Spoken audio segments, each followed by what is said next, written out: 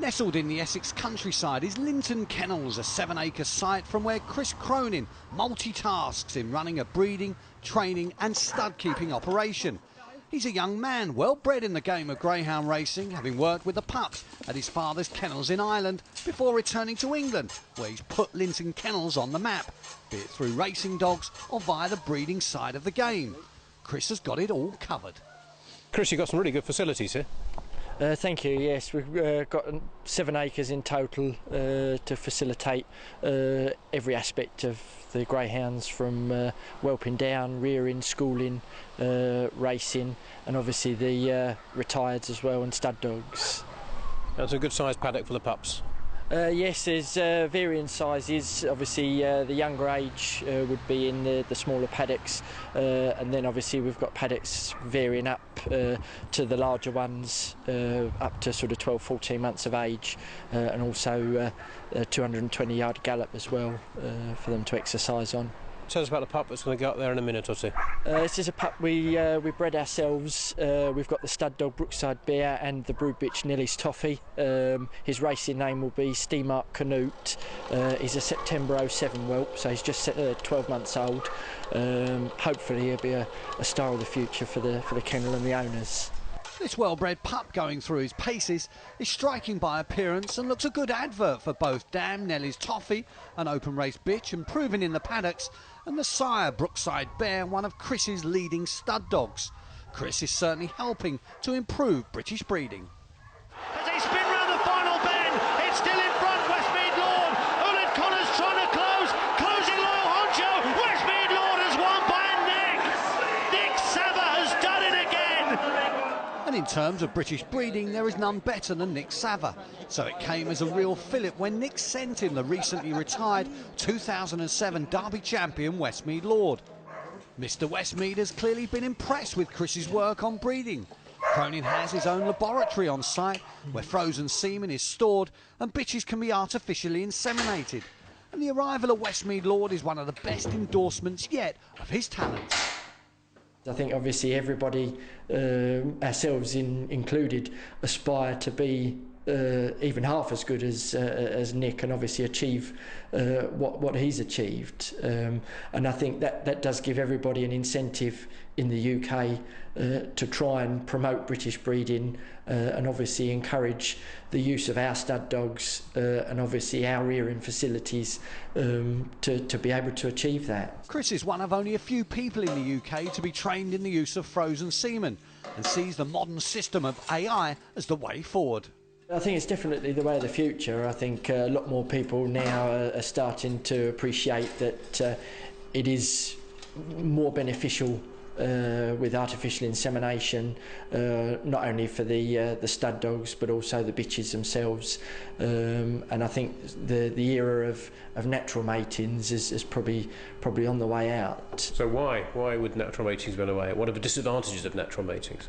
I think the major disadvantages would be, first and foremost, you don't know whether what you're actually putting into the bitch is of good quality. The sperm count may be low through varying reasons. If the stud dog obviously isn't quite feeling that good on the day or that sort of thing, you're not able to examine exactly what's going in.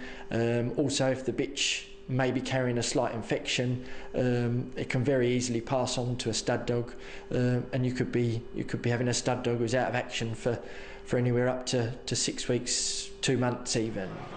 As well as Westmead Lord, Chris has a number of other top stud dogs standing at Linton. Kaluna Striker here brings strength and stamina, while in terms of pure Irish bred speed, ex-sprinter Set 'em Up Joe has proved popular.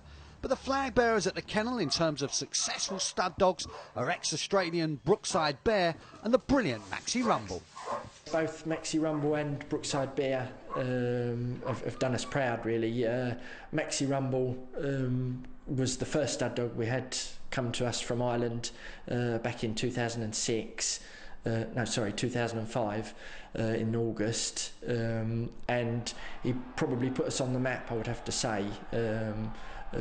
He had a lot of pups on the ground at the time. We were doing very well at Walthamstow, Romford, and I'd probably say we were good for each other. And then Brookside Bear came to us in January 2006. he was said to be infertile at the time, but later was discovered to have a urine infection, and ever since then he's been a very prolific sire, with numerous winners in the UK and Ireland, and in my opinion has been very underrated, but is still throwing very healthy sized litters with a very good fertility rate. So I would probably say the two of those have been our stalwarts. Have you set yourself any targets, what to achieve in the next few years in all the aspects of what you're doing here?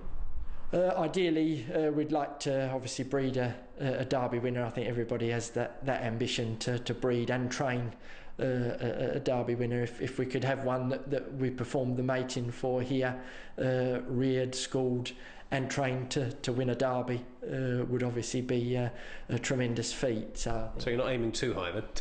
Not too high. I think probably the Triple Crown may be aiming a bit too high, but I think you've got to set yourself high targets, and it gives you good ambitions then to go for. Cronin's success as a trainer was underpinned in the early days by the likes of Pacey Macy here, now a mother of pups, and Fast Ranger, both open race winners. He's got a growing team of dogs at the kennels, but just who should we be looking out for? Probably the two that we'd have at the moment for the open race scene would be Nightshade and Satchmo, both litter brother and sister, British bred as well. They're 2.5-year-olds.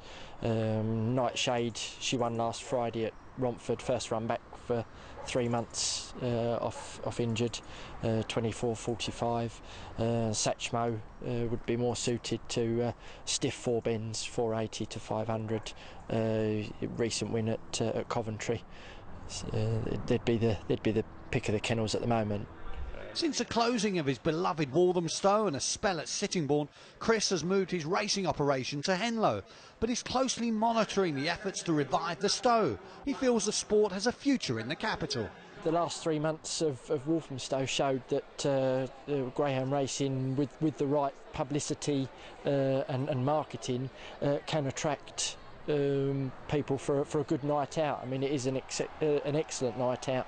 You've got all the facilities there, restaurants, bars and entertaining racing. So I think with that combination, I don't see a reason, especially in London, why a track can't succeed and make a profit and provide a good night out for everybody.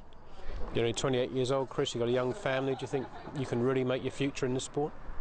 I hope so. I mean, obviously there's not many of us young trainers around at the moment, but hopefully we'll be able to have a good future in the game, and obviously it would be nice to be contracted and have that stability and a base to work from, but obviously hopefully with being at Henlow we'll be able to have a decent base to start from, and hopefully work onwards and upwards. Chris is clearly a driven young man, and that drive and enthusiasm will help him succeed. There's a young family to provide for, and while the pressure's on for results, he'll have plenty of support.